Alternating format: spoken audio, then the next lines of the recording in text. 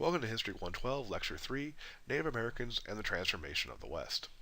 Prior to the Civil War, American policy had been to create a permanent frontier between the United States and Native American nations, and those nations would have some limited sovereignty, and it was all to be negotiated through a series of treaties.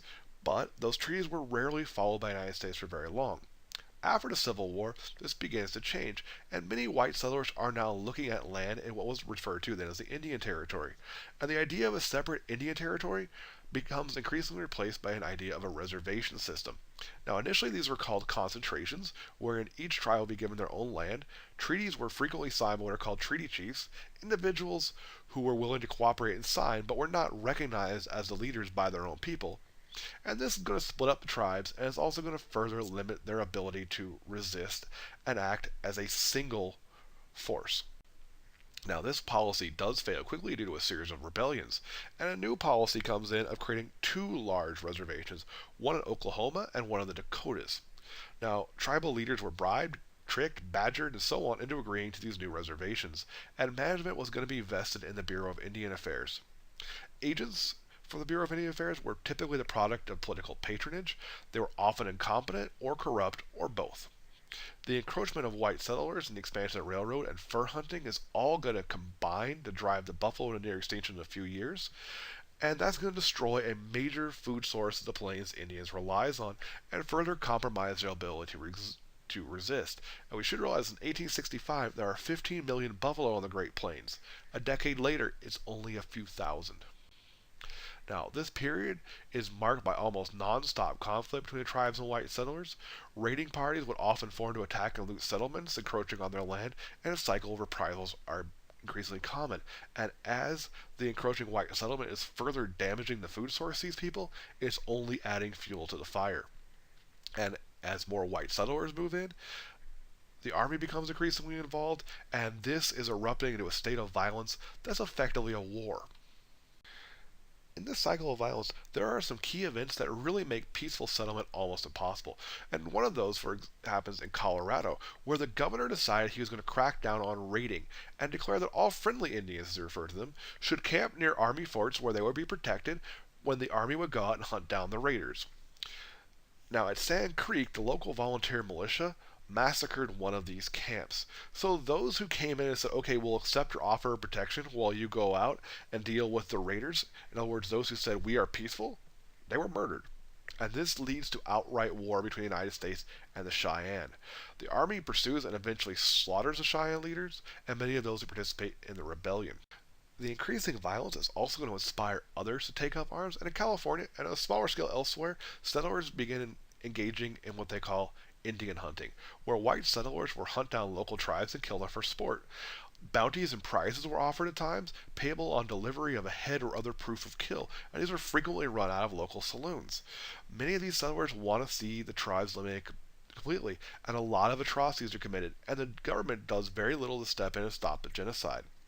This, combined with disease and poverty, leads to the native population of California falling from 150,000 at statehood down to 30,000 20 years later.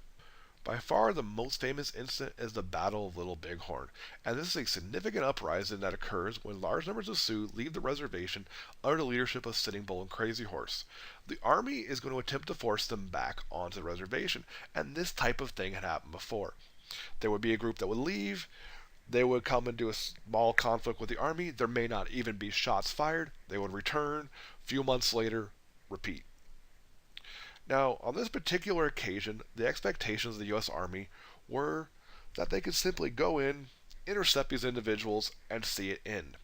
Now, Custer splits his cavalry, and he takes command of about 270 men, charges into the camp, expecting a small show of force to be sufficient, and he ends up being annihilated, because what he discovered was he was outnumbered 10 to 1.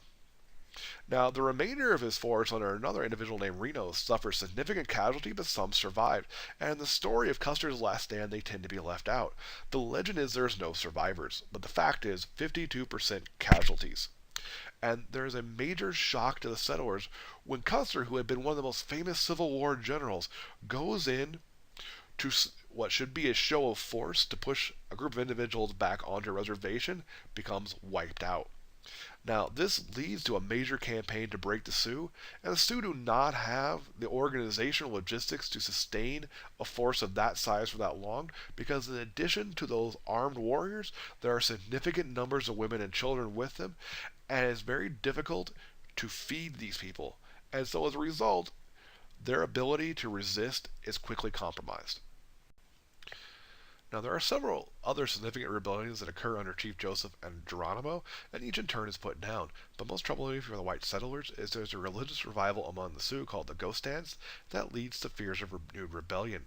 So when a band of Sioux leaves the reservation in 1890, the 7th Cavalry, the same unit which had been defeated at the Battle of Little Bighorn, catches up with this band, and at Wounded Knee they use machine guns to slaughter them. This band included large numbers of unarmed individuals and women and children, and the Wounded Knee Massacre becomes the watershed event. Before this, there had been resistance. After this, there was just no fight left in anybody.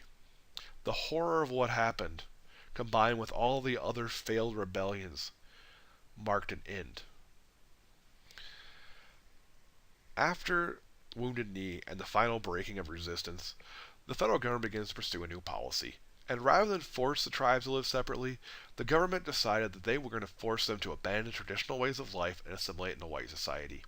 And what that's going to mean is they're going to carve up the reservations into individual plots of land, and the Indian agents are going to force families to live on these and attempt to farm them.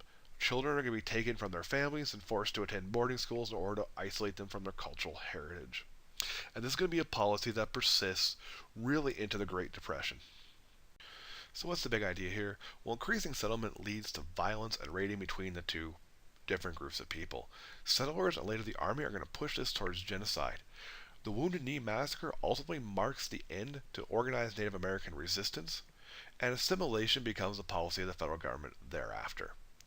See you in the next lecture.